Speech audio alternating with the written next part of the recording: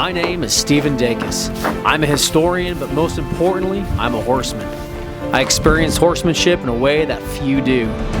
Using original orders from cavalry regiments that were stationed along the western trails that built this country, we recreate and experience the depredations and the hardships that the soldiers did more than 150 years ago. Along with some of the best men that I have the pleasure to know, we wear the same uniforms, eat the same food, and endure the elements to gain a deeper appreciation for the unique brotherhood of men who fought for this country, doing so on the back of a horse. Hey, get over here, he's down. It's probably going to be maybe just above or maybe even below freezing tonight, so we'll see what happens. I'm sure they were wondering where the water was, and it wasn't going to be any good. A little brackish maybe, has just a funny taste to it. Not something you want to gulp down, but it works. It pushed me to the limit, I think, on what I can do as far as just wearing me out. Come with us as we ride the original routes of one of those Civil War regiments to better understand their life out west. Combining history with our love for horses, come with us and experience the Western frontier as a member of our unit, the 11th Ohio Volunteer Cavalry.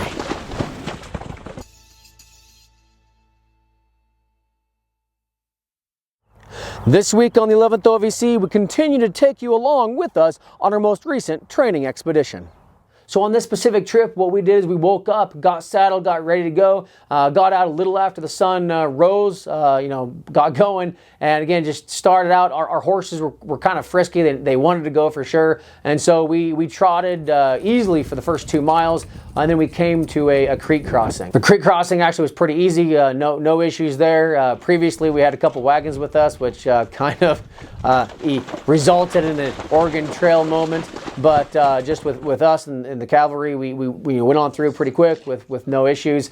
Continued on about another maybe 8 miles, 9 miles, right around there, and we took our first break of the day. We kind of walked and cooled down our horses because we knew we were going to take a break. We knew we were going to let the horses graze a little bit, and so we kind of walked into our break area. So once we got to our noonday break, one of the things that we started talking about, and especially for new reenactors or new living historians or people new to this campaign experience, or I guess long-term campaign experience, is that you realize that you have a trade-off. When it comes to trotting for an hour and beating yourself up, or walking for an hour and feeling like you're not getting beat up, you have a dichotomy of time going on here. And you only experience this when you do long distance riding. When I say long distance, I mean 50, 60, 80, 90, 100 miles, because you get into this routine of, man, you're tired, you're exhausted, you don't want to trot. Walking seems sure seems nice and comfortable, but you get this dichotomy of, if I just trot and get it out of the way. I mean, think about it. If you average, say, 6 miles an hour on the slow end at the trot, and you say you have 20 miles, or let's make it easy, you have 24 miles to go.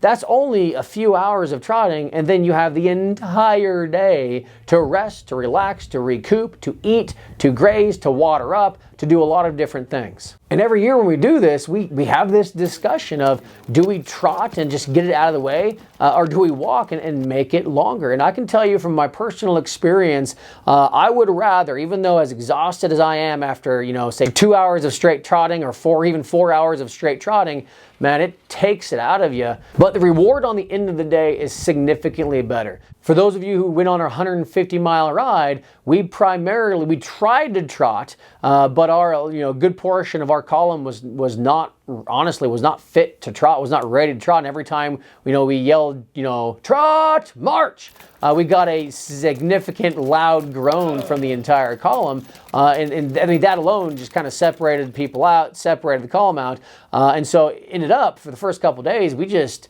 walked everywhere. And to give you an idea, we walked the entire 30 miles for the first 2 days, and we didn't get into camp until, I want to say it was 6, 7, 8, maybe 8 o'clock p.m. just in time to cook some dinner, get some water before the sun was down. And to kind of contrast that against trotting and covering the miles quickly, is on this campaign ride, we were able to trot basically some 17 miles, again, half of what we did on the 150-mile trip, but we trotted 17 miles, and we got there by, so I think about 2 o'clock in the afternoon, and we had the entire rest of the day to kind of relax, do what we needed to do, had plenty of time for dinner, and we got done really quick. And from a historical aspect, arguably that's exactly what they did. You don't cover 40 miles a day on beans and hay by walking everywhere. Primarily, the trotting takes up most of that distance to be able to, I guess from an efficiency standpoint, covering ground, saving time, but also not exhausting the horse or you very much. So all right, so once we got to our kind of noon break area, after covering about 11 miles or so, we stop and we kind of let the horses graze. Now again, as a trooper, you have to decide, how are you going to let your horse graze? Are you going, there's multiple different ways. Are you going to stop, get off, just pull the lead rope and fall down and take a nap yourself and just hold on to the lead rope, or what some diaries have said, tie the lead rope to your foot or your leg or anything like that? Or are you actually going to get your picket rope out and picking them? Are you gonna, we've had some guys use that lariat or use a section of rope and tie those as hobbles and let the horse, hobble around as if they were on hobbles. I guess not as if, they are hobbles. So there's different ways of doing it, and for each trooper is their own thing, what they want to do. They knew, everyone here, when we took our noon break, we knew we were going to get going here in maybe 15, 20 minutes, and some just crashed and didn't really eat much of a lunch and slept. Some ate lunch, some walked around. It kind of depends on each trooper, and we all had our different ways of securing those horses. So like we've talked about before, one of those ways is getting your picket rope out, pounding your pin in, and just doing it like the old school textbook way. And here you can see that Steve Sr. actually, that's what he did. He actually took his picket rope out, pounded it in, and picketed his horse. Now his horse, honestly, is one of the best horses that I know regarding the picket line. Number one, you can see him move his head. He actually moves his chin around the bushes. He can feel when that rope is caught in something, and he lifts his head and he follows that rope around. Really smart horse. And also when he gets caught up, as you can see here, when he gets caught up in a rope, he doesn't freak out. He doesn't, it's not that big of a deal, because through his training, through years of doing this, he knows that we'll get him out, or he'll figure it out himself a lot of times. I know during the night, when we're sleeping, they figure it out themselves, without freaking out. And that's one of the things that you have to really train your horse to do, is number one, give to pressure. Do not practice picketing unless your horse is ready, already taught, and really good about giving to pressure. Another way of actually letting your horse graze when you're on a break is just letting your horse free. As you can see here, our friend Ross, he actually let his horse go. It's just completely free, not hobbled, not picketed, not tied anyway, not holding on the lead rope, just kind of doing its own thing.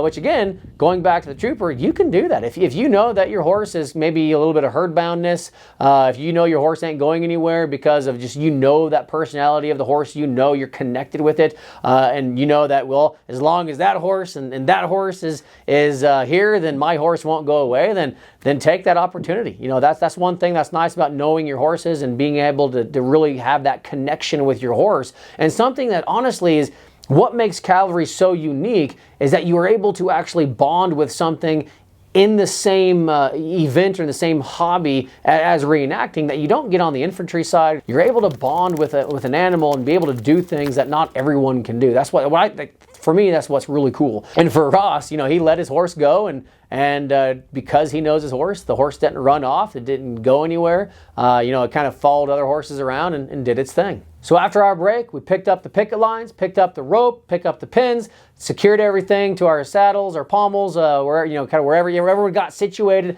and then we continued on. And this toward the later part of the afternoon is when we actually followed the original Oregon Trail, California Trail, and Mormon Trail. As you can see from these markers, again, that's one thing that makes it nice for when we do these kind of just quick weekend getaways, these quick weekend campaigns, for the sole purpose of getting kind of the rust knocked off our habits or our field craft, and to be able to teach our new recruits certain skills. It's awesome to be able to do this on original ground. This is exactly not only where the 11th OVC patrol the Oregon Trail, but it's also where immigrants and the Native Americans that were out here, all these people went along the exact route that we were on. Actually, quite amazing that it's still marked, it's still there 150, 60 years later, that we can follow in those same tracks. So you can go and see the original ruts, grooves, and terrain that they actually came across on. Yeah, I traveled along the original Oregon Trail and California trails, so that was pretty neat to see the original ruts. There's bits of broken glass and some iron remnants out here where we're camping, so that's pretty neat. The road, Oregon Trail, was a lot of fun to be on, kind of just see what they saw at this time, and I'm sure they were wondering where the water was. And it wasn't going to be any good. No. So toward the later part of the afternoon, when we were coming into our sleeping area, our overnight site, we every so often, every mile or so, we would pass these markers that would say either California Trail, Mormon Trail, they would say the Oregon Trail. And one thing that's interesting is the actual leg we were on was called the Seminole Cutoff. And the Seminole Cutoff, if you Google it or research it, it actually is a cutoff that was supposed to save a day's worth of travel along the along the California Trail, a day's worth of travel. So based on that, that was definitely a kind of a morale booster, kind of a period moment, even though I guess not a really period moment because you saw the markers that wouldn't have been there during that time. But just the idea that, we're on that original ground, it definitely makes these weekend trips kind of worthwhile, or even more so that, kind of enjoying kind of the history of where we are and, exactly what we're doing. So again, after our break that we had and we kept going, following those markers on the California Trail, the Oregon Trail, we definitely kind of walked for a little bit and then just got up and trotted the rest of the way. And we get into camp, and one of the things that really separates out good quality troopers from, say, less quality troopers is how we all pitch in and do fatigue duties when you get to your end result, or when you get to your overnight location.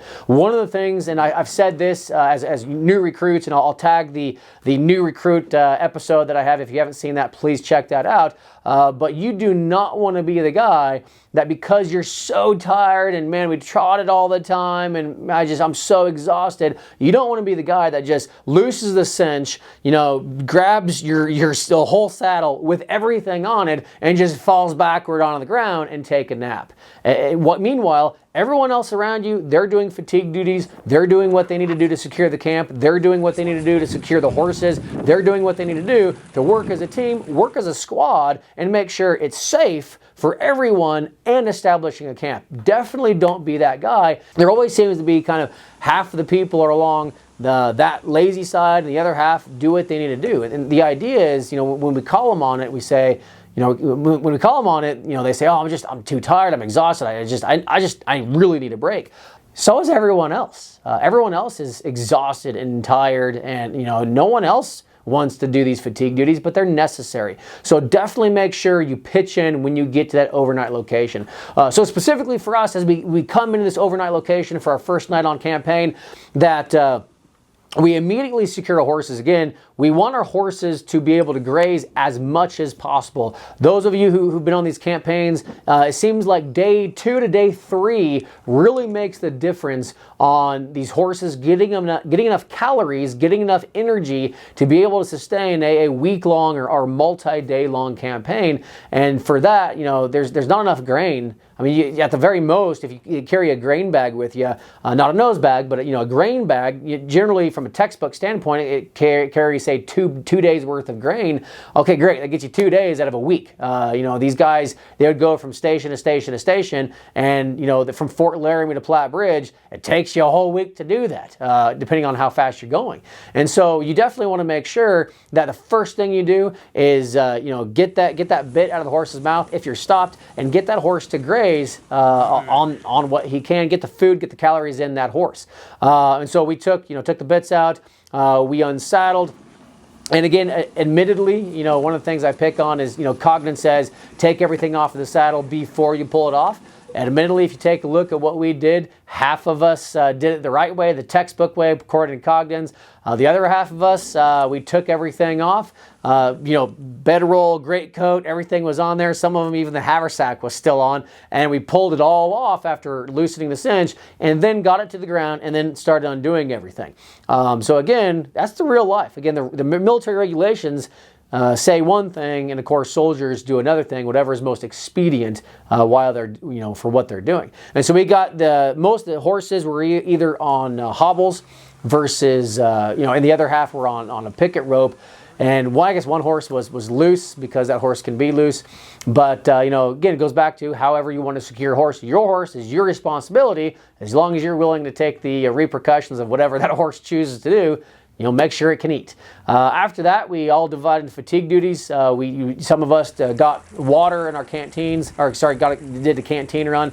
Other people started collecting firewood. And I will say this, firewood was definitely a little rough to find. Thank goodness along the creek bottom, we were able to find actually, once we got it all together, a fair amount of sticks and wood. Definitely nothing thick, definitely nothing huge, but enough to actually sustain a fire throughout the night and the morning, enough to cook our coffee. Well, the one thing I wish I had is a backup pump for the water, but other than that, And so we did a canteen detail, and normally in these sort of situations, there's no good water, and so you have to use a pump to filter your water, or you use pills, little capsules you drop into your canteen and let it sit for a while. And so we usually bring one of the filters in a little bag, and we were filling it down in Alkali Creek, and both of our bags broke, and so it couldn't handle the pressure and just blew unfiltered water everywhere. So we switched to our backup, which was our little capsules that we dropped in and made the water a little safer to drink. So while we want to be authentic, we really don't necessarily want the dysentery experience and the Dakota Quick Step. Now, water is definitely one of those things that it makes you think. And my dad definitely made a pretty interesting comment regarding the water that is out here. I'm sure they were wondering where the water was. And it wasn't going to be any good. Well, it's certainly very different than what I drank yesterday. A little brackish, maybe. Has just a funny taste to it. Not something you want to gulp down, but it works. And based on the water situations, one of the questions we get a lot via email or message is, and what happens if there's an emergency? Historically, all of the 11th Ohio Volunteer Cavalry reenactments have usually a 50% mortality rate. So being as there's only about 4 or 5 of us this weekend, that means maybe 2 or 3 of us are going to make it back. You better have some basic camping knowledge. For us, this is a lot like a extended camping trip, but you guys got to be able to take care of yourself out here, or there's nothing else out here. Basic survival skills.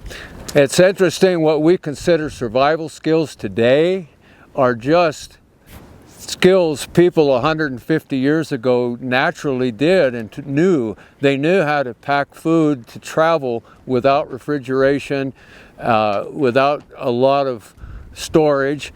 They knew how to take care of their horses on long trips. So it's educationally, it's something that we have to learn, because it's not just everyday activities for us.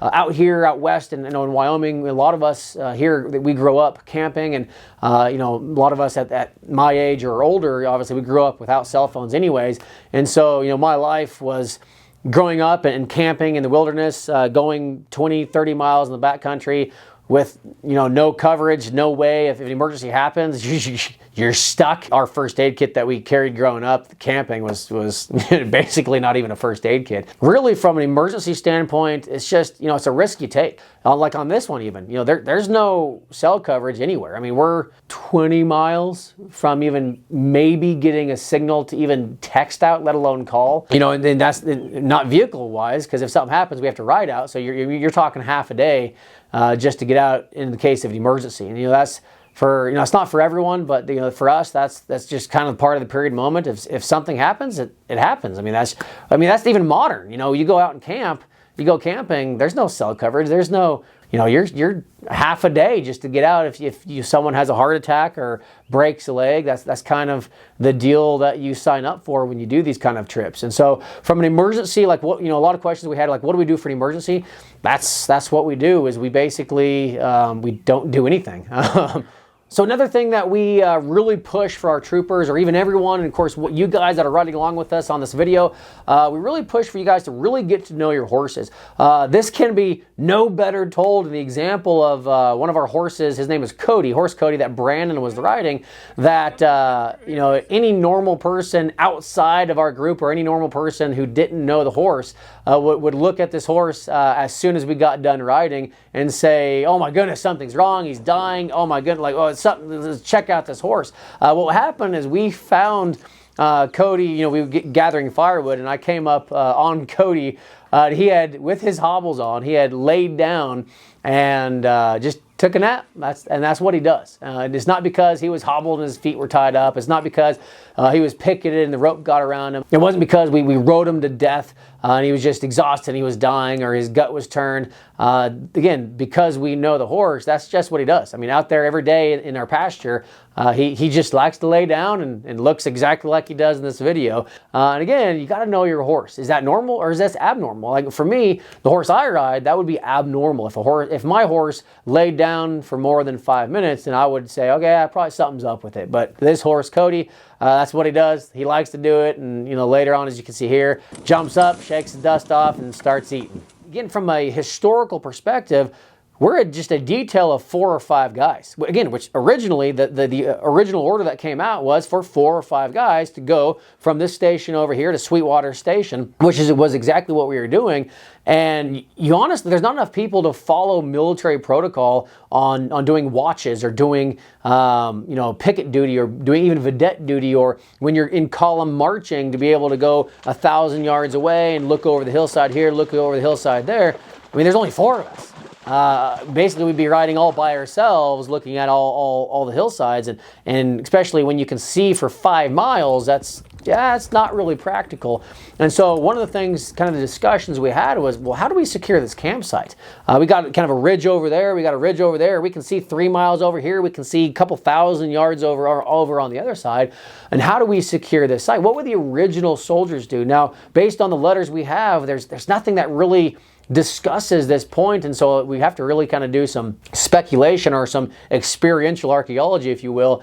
And really, we just kind of decided, as long as you stay alert, you bring your weapons with you, have them with you when you're getting the water, have them with you when you're building the fire, have your weapons with you at all times, just like in the military today. Never leave your firearm, never leave your weapon, and just make sure it's beside you. And especially in this area, you can see for thousands of yards, if not miles. And so you should be able to have a kind of a pre-warning if something comes at you. But again, kind of a conversation we had of, how are we going to secure this area during the day, let alone at night? There was a tough go burning wood here. Now, however, the name of the basin just below us is Bison Basin, and at one time there were a lot of buffalo that did roam in this general area. So they may have had that opportunity to gather buffalo chips, but if it wasn't buffalo chips, there wasn't much to burn out here. So after securing our sleeping areas, after securing our water, making sure that's all good, making sure everything is good, then it came time to actually cook. We brought some period rations. On these type of campaigns, we encourage our troopers to actually experiment with things. These are the times to experiment, not during a high-profile event, not during what we consider a legit campaign event. On this kind of a training campaign event, we encourage all our guys to practice, to kind of experiment with certain things. And so, like Brandon experimented with multiple blankets on his bedroll. We had people experiment with different rations. We had one guy made desiccated vegetables. One guy brought a standard issue rice ration. Of course, finding the right rice was a little bit difficult, trying to get that imported back in. But we had rice. Brandon and I, we recreated a beef ration, and we got that from one of the original orders from the 11th OVC. And about a couple of weeks before the order that came for us to go to Sweetwater Station, the 4 of us or the 5 of us to go to Sweetwater Station, there was another order that actually talked about issuing a beef ration. So we actually proportioned out a beef ration, and one thing that was nice is we actually cooked it the previous night of our campaign, the first night of camping, that we actually cooked all of our beef, all of our rations the first night, and which honestly was the first time I have done that on a campaign event, and actually carried it multiple days. I've cooked it before and only had to say like a 36-hour window of keeping that meat, good. And so, it wasn't an issue, but this is with this event, it was the first time I was able to cook, beef beforehand and then kind of experiment with how long does it last. And I can tell you it lasted about 4 days. It gets pretty tight around that fire when everyone's trying to cook their rations, especially with all their tin cups or muckets and stuff like that. Again, if you haven't checked out our mucket episode versus our tin cup episode, please, I'll link it up here. Please make sure you click on that and watch that, because as you see here, some of us had tin cups, some of us had muckets, some of us had brand new tinware, some of us had very beat up old tinware. And again, all experimenting with what we wanted to do, experimenting with what worked for us, and then cooking our rations. They seem to be quite secure to me. They've had a long day. They're enjoying the grass. I think they're happy to stay around pretty close, hobbled, and they won't be wandering off. All right, so now it's time to actually go to bed. And one of the questions we always get, especially campaigning out west where there's no trees to tie our horses to, is, okay, we get that you pick your horses to eat. We get that you maybe hobble your horses by tying some of the lariat rope to make hobbles. But what do you do at night when you want to tie up your horses or secure your horses? The answer is we still let them eat. Again, calories are hard to find out here, and so we want the horses to feel rested, to have as many calories as possible, and so we actually let the horses graze the entire night. And so when it comes to the questions of, well, how far do the horses travel? Do they stay near you guys? How far away do they get? When you wake up, are they gone? The answer historically has been, I would say 9 times out of 10 they're within sight. There's been a couple times where we wake up and they're gone, and it kind of is scary a little bit, because you have to figure out, do I walk north, south, east, or west to try to find my horses? And again, but it goes back to knowing your horses, having experience, are they going to go upstream, are they going to go downstream, are they going to try to find the best grass over there? And as long as you try to kind of track down the best grass, that's generally where they're going to be, at least the horses that we have. And so we go ahead and we just let the horses do their thing, and we go ahead and go to bed. Of course, we have that night watch that stays up. We rotate through there, but as you can see here, we wake up in the morning, we're getting going, and starting to get our coffee on, and we wake up and their horses are there. They're maybe a couple 100 yards away, definitely within sight. So no issues, no problems. There were, half of them were on picket ropes the whole night, and they didn't get tangled up. Again, because they're experienced with the picket rope. Picket ropes, again, can be really dangerous, but you just train your horse and it'll be all right. And, we woke up and we kind of went on our way. So that morning was kind of interesting. That morning, first maybe 30 minutes in the morning, started making our breakfast, eating some hardtack, and I think Gary was making some rice. Definitely all of us were drinking some coffee because it was chilly. It was definitely cold. I don't know how cold it was, but it was cold. Wake up, get the coffee going, get some warmth, and then, man, all of a sudden a storm front moved in. It was starting to sprinkle a little bit, which actually was probably good because it pushed us to get saddled and on the trail probably quicker than we would have been. But that storm caused us to get saddled, get going, because we wanted to be on the trail riding if it rains, not stagnant on a camp if it rains. It's just better to be moving. And one of the things that a lot of people don't have the pleasure of knowing is how to saddle and put on a blanket when it's, 30, 40 mile an hour wind. These pictures don't do justice. We basically had to break up in partners and had to help each other. One guy basically would put the saddle blanket down, the other guy would hold that saddle blanket down first, so that way it didn't blow away. Then the first guy would then throw the saddle on and then get the cinch tied up to where it wouldn't fall over, and then the reverse, then they would get the other horse with the blanket on the saddle. Let's just say a lot of blankets were blown off of horses' backs early on that morning, and we had to refold that blanket. Again, refolding the blanket in the wind is a nightmare as well. And so that was a fun, probably I would say alone probably 10 minutes with us dealing with the blanket issue before we got our saddles on. So then of course we saddled up, got going. We watered there at the creek last time. Now I will say, from the water perspective, from a horse watering perspective, our horse, there's probably, about 10 miles between waters on the first day, and then the second day where we camped is the only water we would have the entire day. So we camped where there was water, so we drank that day, and then we wouldn't get water until our ending spot, which I believe was 10 miles away for that last day that we rode. And so again, your horses need to be used to going 10, 15, maybe sometimes 20 miles without any water. Granted, it was not a hot day, so it wasn't an issue, but something you definitely need to keep in mind, especially out here out west. Like my dad previously said, a lot of these guys are wondering, man, where's the water going over the next ridge? Definitely looking for that water. So we watered up and then continued on. And that morning, man, it was from that point on, from the word go until we hit the end point, we trotted the entire time.